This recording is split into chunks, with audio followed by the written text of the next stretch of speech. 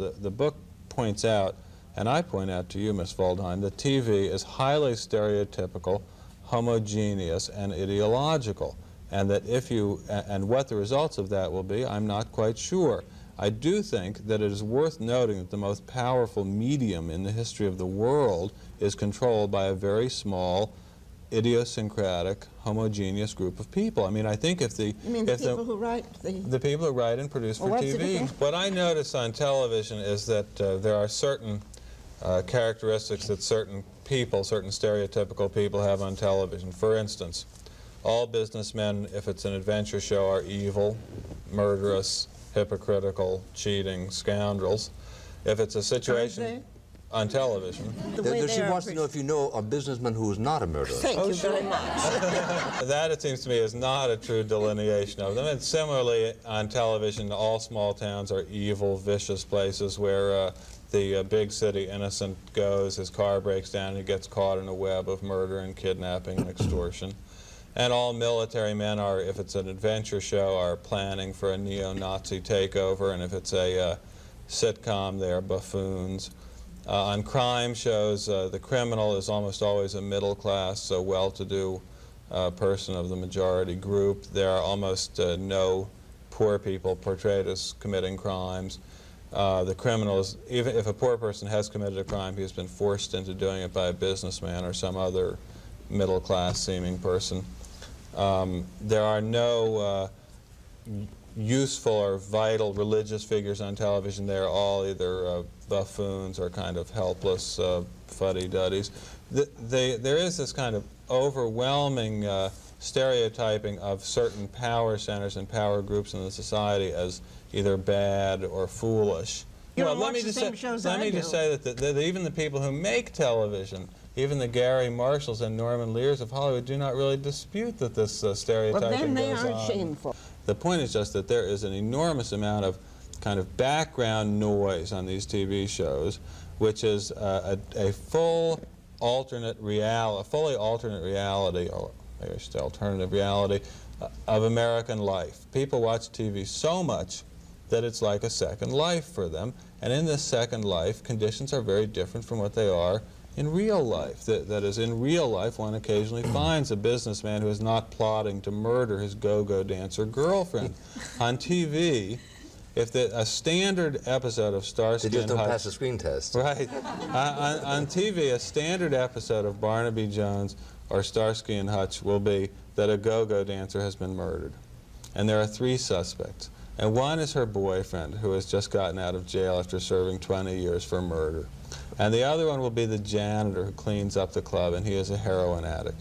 And the other one will be the head of the local utility company who stops in there for a drink on his way to the train. Now, invariably, the killer will be the head of the local utility company. And this is a reality, which it seems to, on TV, which it seems to me tends to screw up most people's perceptions of real life.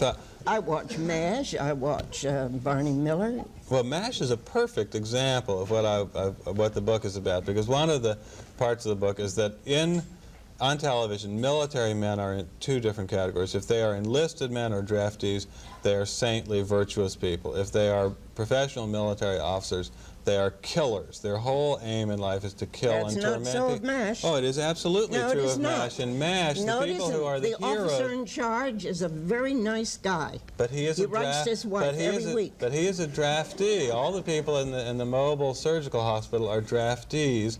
The people who come over from headquarters are only concerned with bombing civilians. MASH is the absolutely perfect example of how on television a professional army man is 1 inch away from being an SS man. I think to whatever extent public television or these infrequent high culture events on commercial television occur, there is an enormous backlash going in the other direction, which is that television tends to lower the standard of national culture by taking time that people might otherwise spend reading or doing almost anything, and instead subjecting them to this kind of alternate reality, which is a reality in which nothing is difficult, there is no thought, there is no analysis, everything is done by squealing automobile tires. And you have to say to yourself, look at a generation that's grown up watching nothing but television. What must they think of people who are businessmen? What must they think of professional military officers? What must they think of bureaucrats? What must they think of clergymen after being exposed almost Of anybody exclusively who to voted those for people Nixon on would be another example. Right. I don't think the television has done it at all. Well, but one must not forget also that in the polls that are taken about the standings of and the respectability of various occupational groups, the groups that are demeaned by television consistently get lower and lower ratings. Now, I don't know whether there's cause and effect or not, but what I would like to suggest to you is that about 5 years ago, a big pharmaceutical company came out with an ad for a new deodorant called Sure, and they had a 6-week, very intensive flight of commercials, and at the end of 6 weeks, that product, which had just been introduced, was the largest selling deodorant in America.